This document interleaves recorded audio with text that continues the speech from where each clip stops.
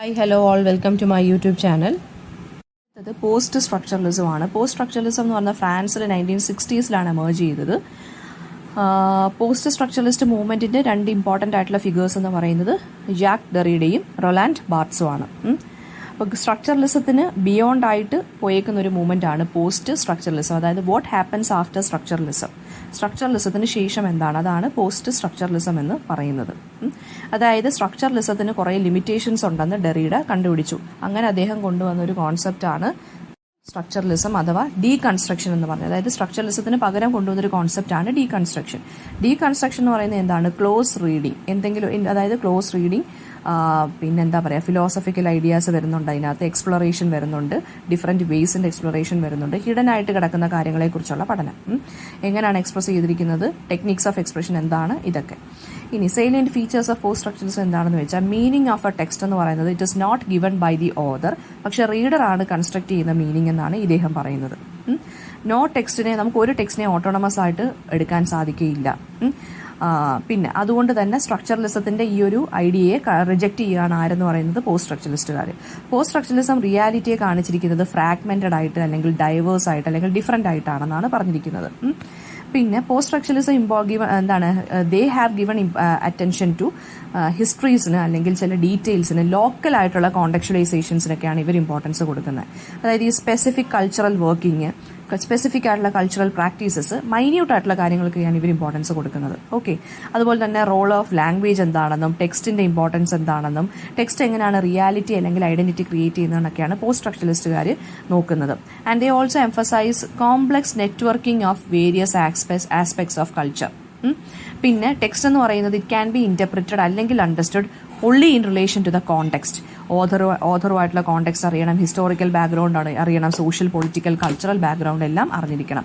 ഈ ഒരു സ്ഥലത്താണ് സ്ട്രക്ചറലിസവും പോസ്റ്റ് സ്ട്രക്ചറലിസവും തമ്മിൽ ഓപ്പോസിഷൻ വരുന്നത്. Okay, according to post structuralist, society മാത്രമല്ല കൾച്ചറും ഹിസ്റ്ററിയും ഐഡിയോളജിയും പൊളിറ്റിക്സും എല്ലാം ഇന്റർപ്രിട്ടേഷൻ എന്നുള്ള കാര്യത്തിൽ ഇമ്പോർട്ടൻറ്റ് റോളാണ് വരുന്നത്.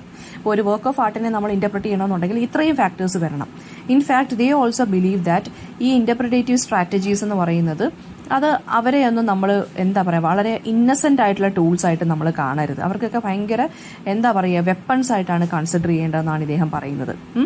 പിന്നെ നെക്സ്റ്റ് വരുന്നത് പോസ്റ്റ് സ്ട്രക്ചറലിസ്റ്റ് അവരെന്താണ് ഈ പൊളിറ്റിക്സിൽ അല്ലെങ്കിൽ കൾച്ചറിൽ പോലുമുള്ള ആക്ട് ഓഫ് ഇന്റർപ്രിട്ടേഷൻ എന്താണെന്നും, പിന്നെന്താ പറയുക, ഈ ഫോഴ്സിബിൾ ആയിട്ടുള്ള കാര്യങ്ങൾ നമ്മൾ പൊളിറ്റിക്സിനകത്തൊക്കെ ഒരുപാട് ഹാപ്പൻ ചെയ്യുമല്ലോ, ഈ ബാറ്റിൽസ്, ഫൈറ്റുകൾ, ഇതിനെയൊക്കെ അവരെന്താണ് പിന്നെ ഇങ്ങനെ അതിനകത്ത് വരുന്ന മാനിപ്പുലേഷൻസും അഡ്ജസ്റ്റ്മെന്റും പവർ റിലേഷൻസിൽ വരുന്ന അഡ്ജസ്റ്റ്മെന്റും എല്ലാം ഇവർ തുറന്നു കാണിക്കുന്നുണ്ട്.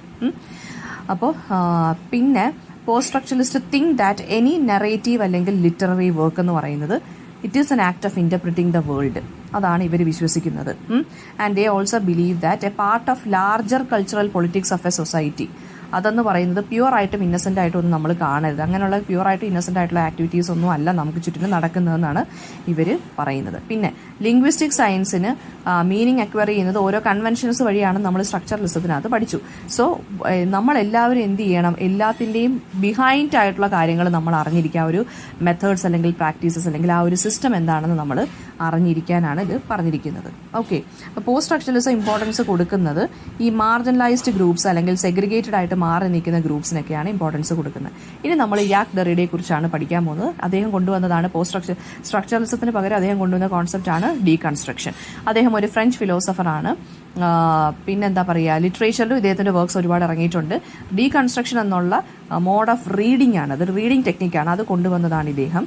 പിന്നെ ഹിസ് മെയിൻ വർക്ക്സ് എന്ന് പറയുന്നത് speech and phenomena of grammatology, writing and difference. ഇപ്പോൾ ഡെറിഡയ്ക്ക് ലാംഗ്വേജ്, അതായത് ലാംഗ്വേജ് എന്ന് പറയുന്നത് ഡിഫറൻസുകൾ കൊണ്ടാണ് ലാംഗ്വേജ് കമ്പോസ് ചെയ്തിരിക്കുന്നത് എന്നാണ് പറയുന്നത്.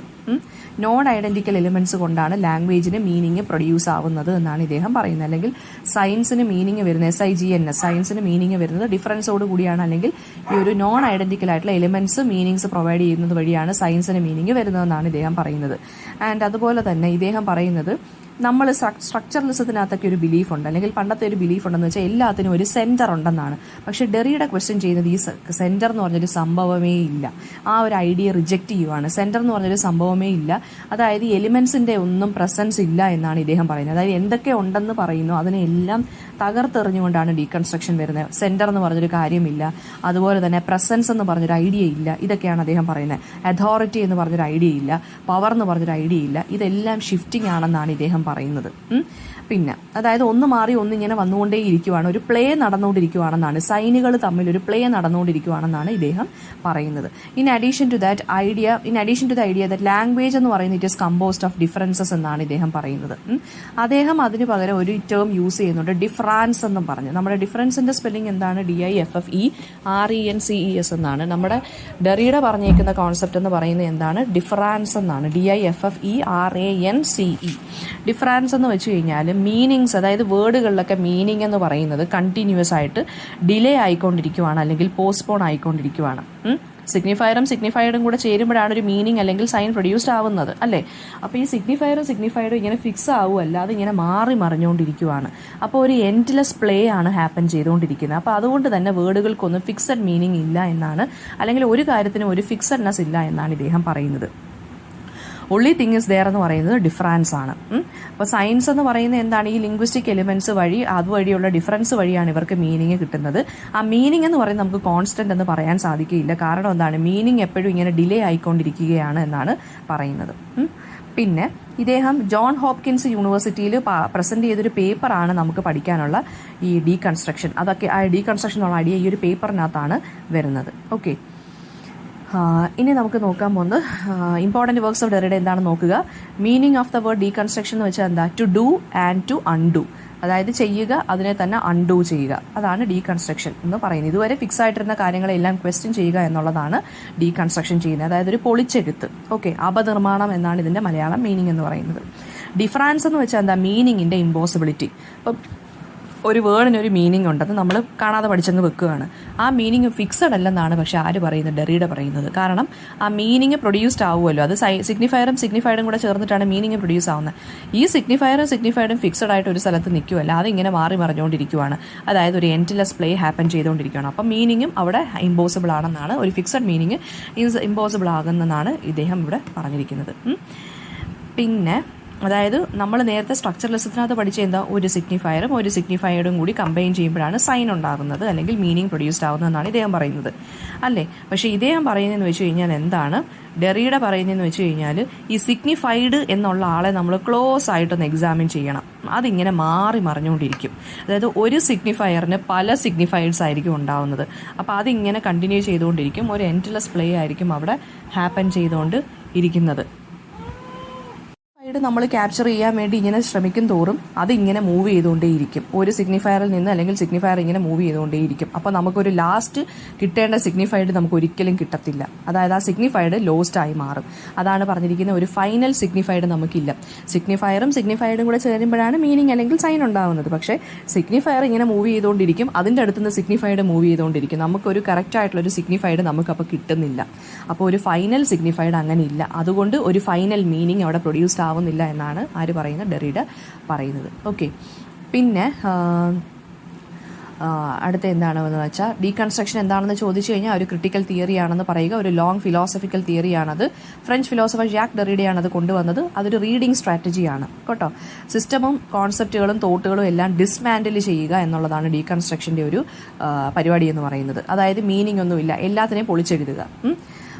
ടെക്സ്റ്റ് എന്ന് പറയുന്നതിനെ തന്നെ, അതായത് ഒരു ഇൻ്റർപ്രിട്ടേഷൻ എന്ന് പറഞ്ഞൊരു പ്രോസസ്സാണെന്ന് വിചാരിക്കുക. അപ്പോൾ ടെക്സ്റ്റിനെ നമ്മൾ ഇൻ്റർപ്രിറ്റ് ചെയ്യാന്ന് വെച്ച് കഴിഞ്ഞാൽ ടെക്സ്റ്റിനെ നമ്മൾ റെഡ്യൂസ് ചെയ്ത് കൊണ്ടുവരുവാണ്, ഒരു ഓർഡറിലോട്ട് കൊണ്ടുവരുവാണ്. അപ്പോൾ ഡീകൺസ്ട്രക്ഷൻ പറയുന്നതെന്ന് വെച്ച് കഴിഞ്ഞാൽ എന്താണ്? ഈ ഓർഡർ തന്നെ ഇല്ലെന്നാണ് ഡീകൺസ്ട്രക്ഷൻ പറയുന്നത്. എല്ലാ കാര്യത്തിനെയും ചലഞ്ച് ചെയ്യുന്നതാണ് ഡീകൺസ്ട്രക്ഷൻ എന്ന് പറയുന്നത്. സെൻറ്റർ ഇല്ല, ഒരു പ്രസൻസ് ഇല്ല എന്നൊക്കെയാണ് പറയുന്നത്. അപ്പം പിന്നെ ഒരു അബ്സല്യൂട്ട് ആയിട്ടുള്ളൊരു നോളജ് ഇല്ല എന്നാണ് ഡീകൺസ്ട്രക്ഷൻ പറയുന്നത്. To do and to undo, അതാണ് ഡീകൺസ്ട്രക്ഷൻ പ്രൊമോട്ട് ചെയ്യുന്നത്. ഇങ്ങനെ ഡിസ്ട്രോയ് ചെയ്തുകൊണ്ടേ ഇരിക്കുക. നമ്മൾ പ്രസൻ്റ് ആണെന്ന് പറഞ്ഞ കാര്യങ്ങളെല്ലാം ഇവർ ഡിസ്ട്രോയ് ചെയ്തുകൊണ്ടേ ഇരിക്കുന്നതാണ് ഡീകൺസ്ട്രക്ഷൻ്റെ പരിപാടി എന്ന് പറയുന്നത്. അതെല്ലാം ഡിസ്മാൻഡിൽ ചെയ്തുകൊണ്ടിരിക്കുക. കൺവെൻഷനലായിട്ട് വരുന്ന റൂൾസും റെഗുലേഷൻസും സിസ്റ്റത്തിനെ എല്ലാം ഇവരെന്ത് ചെയ്യാണ്, ഹൈറാർക്കീസിനെ എല്ലാം ഇവരെന്ത് ചെയ്യാണ്, ഡിസ്മാൻഡിൽ ചെയ്തുകൊണ്ടിരിക്കുകയാണ്, പൊളിച്ചെഴുതിക്കൊണ്ട് ഇരിക്കുകയാണ്.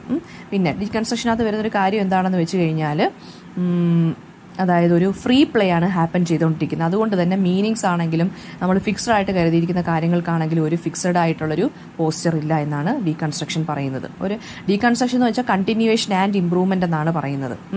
അപ്പോൾ സിഗ്നിഫയറും സിഗ്നിഫൈഡ് ഒന്നും ഫിക്സഡ് അല്ല. സിഗ്നിഫയർ ഇങ്ങനെ മാറിക്കൊണ്ടിരിക്കും, സിഗ്നിഫൈഡ് നമുക്ക് അതുകൊണ്ട് അറ്റൻഡ് ചെയ്യാൻ പറ്റത്തില്ല. അപ്പം ഫൈനൽ സിഗ്നിഫൈഡ് എന്ന് പറഞ്ഞൊരു സംഭവമില്ല. അങ്ങനെയാണ് മീനിങ് ഇങ്ങനെ പോസ്റ്റ്പോൺ ആയിക്കൊണ്ടിരിക്കുന്നത് അല്ലെങ്കിൽ ഡിലേ ആയിക്കൊണ്ടിരിക്കുന്നത്. അപ്പോൾ ഒരു ഫിക്സഡ് മീനിങ് നമുക്കില്ലെന്നാണ് പറയുന്നത്. ഡിഫറൻസ് എന്താണെന്ന് പറയുക. ഓക്കെ, പിന്നെ അടുത്ത എന്താണ്? ഓക്കെ, അപ്പോൾ ഇത്രയും കാര്യങ്ങൾ നമ്മൾ സംസാരിക്കുന്നതിനകത്ത് ഇതാണ് ഡീകൺസ്ട്രക്ഷൻ എന്ന് പറയുന്നത്. എന്തെങ്കിലും ഡൗട്ട് ഉണ്ടെങ്കിൽ കമൻറ്റ് ബോക്സിൽ ചോദിക്കുക. Thank you.